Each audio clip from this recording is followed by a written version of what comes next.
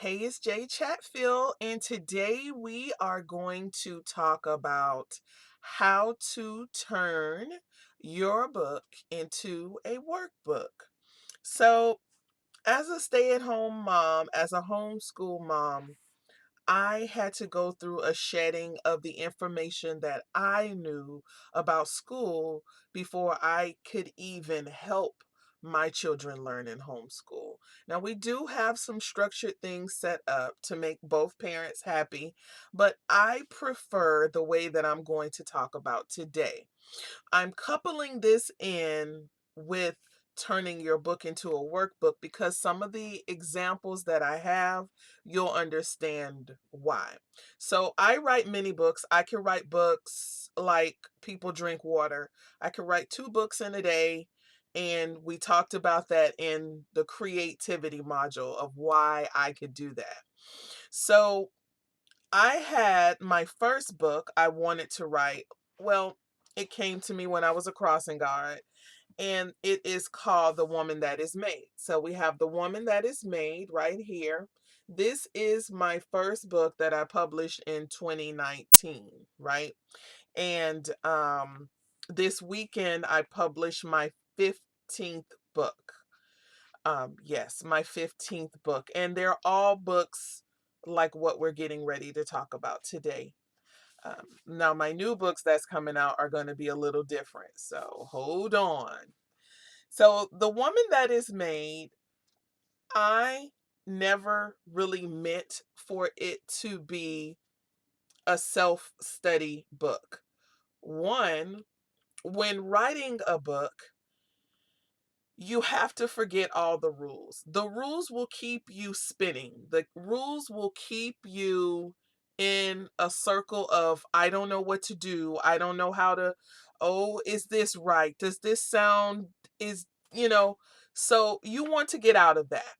If you're ever going to be able to continue to be a writer, you have to burst the bubble of what society thinks a good book is. And I know people say, well, they're not going to buy my book. Well, that's also a way of thinking, right? Now, the question is, are you ready to receive what you are hearing to write about? This book I wrote in maybe 24 hours, but it took 30 days to come together because I had an editor. And, you know, when it comes out the way you hear it, not so much as the way people will read it. So I do suggest you have an editor. This book is more about how I needed to heal.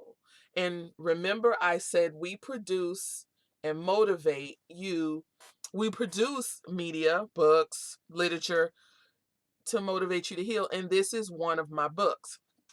So, in my first chapter, which the book does not have chapters, that's a rule. I want you to get a good look at that. It says, a book with no chapters. There it is. A life with many. I don't like putting page numbers on my book. It's too tedious.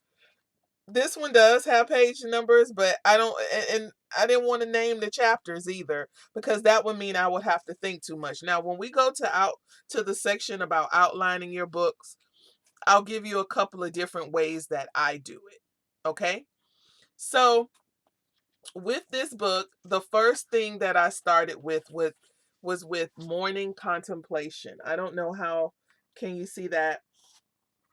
Now, this is how I started. The day that I thought about this book was the first thing that I wrote on the first 3 pages. And I walked the readers through of what I was struggling with at the time. Now, you want to understand where to place your questions, where to have examples. Now, the thing that I chose at the end is on page 2 is my first question. And it said, What happens when you're left in the world and the next potter comes along? Will they form us into what they know and believe, or will we allow the vastness of the world to influence our change and wonderment? Who protects our molded form? Who collects our thoughts and turns these thoughts into things that makes us the person we are? Now, that's in the paragraph. My first question to the readers where they can respond is, who did you want to be at 5 years old that made you the person you are today? Now, that's a really deep question. It really doesn't do a lot of justice of me reading that little path, but I just wanted to show you that's where I put my first question, because I was talking about molding.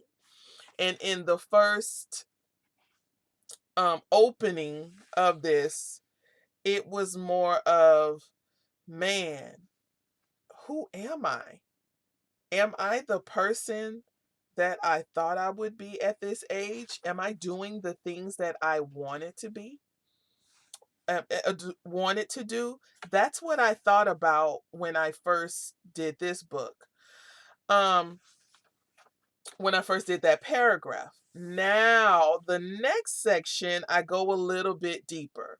Now, again, you don't have to fashion it like I do, but I did write my questions on the side pertaining to what I was teaching in the paragraphs before. That's how you can form your questions, right?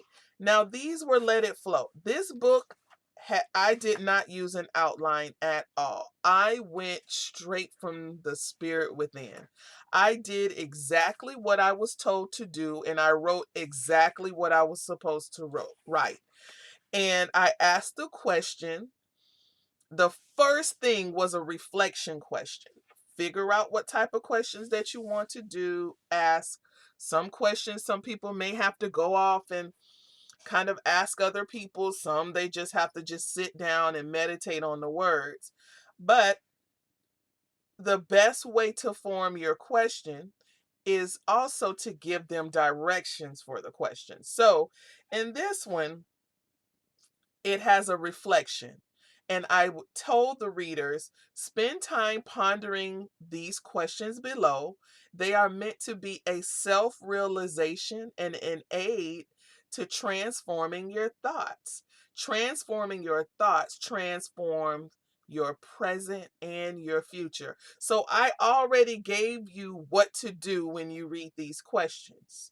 Now, that was based on what I wrote in the previous paragraphs, right?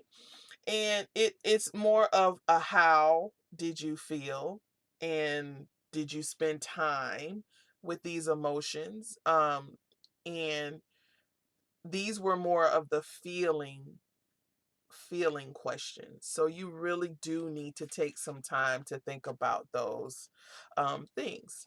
Now, when also at making your book, now this is one of a self-reflection.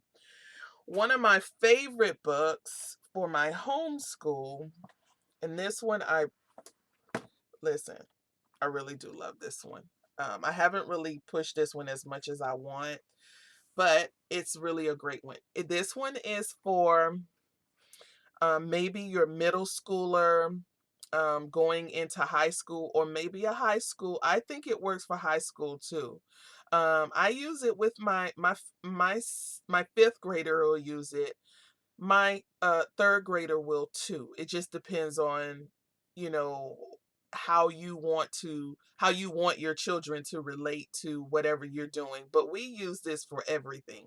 So this book is called Write Your History, and it's a research. And now I do have a research list in there, but it's of course by Grace Guidance, but it's a Write Your History book. So a lot of things about history just did not sit well for me, and the dots did not connect. And I felt like the dots did not connect because they gave us a textbook that told us what we should know. And when you're in school, when they give you a textbook to tell you what you should know, you really can't go outside of the textbook as much as you want to, unless it pertains to something else that is being done in the curriculum.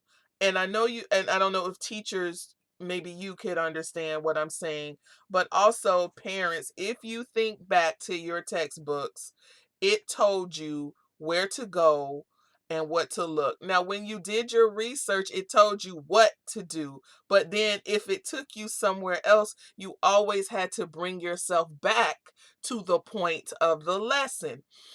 But what I've learned is sometimes the point of the lesson is not the lesson that you should be learning. It's what you found and what you have gained knowledge in. So I created Write Your History. Now, Write Your History is all a workbook. I didn't write anything in here other than how to use the book. And I have in the book, I have choose a person in history or present day that you would like to research. You don't have to use the list, but just in case you want to get started, there's some people that you can look into. Now, it also says follow. Let's see if I can get this over to the cam. It also says follow the prompts on the page to help guide you with your research. Add any information that will help you gain the knowledge. Okay?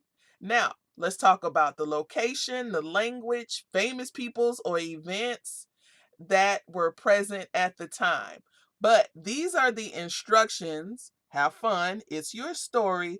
But the main point is, and we're going to turn, the way that I created it was here. So here are the lines. I created this all in Canva. It says, it reminds you okay, over here, my finger needs to get over there. Birth or event, year, era, important fact, what was happening around the time or event. The number one question is, how does this impact my history? That is going to cause your reader to get more insightful, cause them to look deeper into why. People know about the Constitution, but they don't read it. They just know that the Constitution was da da da da da ba ba. That what they tell you, but they don't tell you who it was written for and who it was not written for. That is why if they're going to look up the Constitution, that last one will always get you. What does it do for you? And as a person that's facilitating the book, which I do suggest that you maybe make a group and have them go over the book, because you'll find some really great, your children, young adults are really great at digging in if you let them go free with it. What it will also teach them and you is that your answers that you find on your own is way more valuable than the answers that someone else will give you. Here's another book that I really do like. This book is also a Grace Guidance production. It's called Creative Flow. Now, this is a workbook to help you with your creativity. It's a little weird, and that's because I made it, and that's because I wanted it to be that way, because not all of us think alike. I made the book just the way I talk, you know, how is your mood? How is your thoughts? What are your ideas? These are the things that are in the book, and then the book just has lines to help you through it. I'll talk more about this book in the creativity workshop, but this is a workbook to inspire creative confidence. Another book, this wasn't a written book like The Woman That Is Made. The last two were strictly workbooks. Now, a children workbook. Now, we did The Cat with No Hands. This is my son's first published book. It's by G. Chatfield. Now, all of my children are G. Chatfield. They're all G. Chatfield. So, yeah, hey. And it has a write your story section. We've seen a couple of these out there, but my children love these. After the story, write your story, put a title, and start drawing your pictures and say what it is that you see in what it is that's in your pictures. This will greatly help the children um that that purchase the book. It's we did it on Canva and we did it very minimally. We didn't have money. I took that $12.99 to the test, honey. This isn't my first book that we did with Canva. I actually got better and better because Canva got better and better with the images. So we wrote about the book, but also if there are questions at the end of the book too. What is the name? And we've seen this many times. What is the cat's name in the story? How many people are in his family? How many, see? And not so much as people, how many kids? Why was Leon sad? Why did Leon think he needed hands? So this is a workbook. This is something that you can use with your children. And then guess what? You know what? I want you to write about your own story here. Okay? Again, this is my last one. And this one I have a course for this one too. This is one of my bestsellers when I take it with me to this book and The Woman That Is Made. As these are my two best-selling books right here. The Woman That Is Made is really a great book for reflecting and understanding, you so far. That's my best-selling book, and this is my second best-selling book when I buy the copies and I take them out. This is The Fact of the Numbers Are. Understanding how your children learn using numerology. Now, I wrote this book. It took me a whole weekend because I had already known what I wanted to do. So it's written. Its pages is written. So where did I turn it into a workbook? I had parents. I have parents. You can use this for relationship also. Like I said, more in depth when you go into the course. Here we go. Here's the workbook, worksheet. And these are all the things that I teach you in the book that you go and you put them down and you put the descriptions about what you've learned in there. And then you have your notes and your thoughts section for you to go through the workbook. If you want to help with this, you can always contact me for my services and we can go through just a light. I've been just how you would like to structure it. I've been a curriculum writer for years, but you can turn your book into a workbook or you can just write a workbook. It's really easy. Everything you saw, everything was done on Canva. Um, and not The Woman That Is Made because I didn't know about Canva then, but everything was done because I unlocked the creativity within, and you can too. So that's it for this section on making your book into a workbook.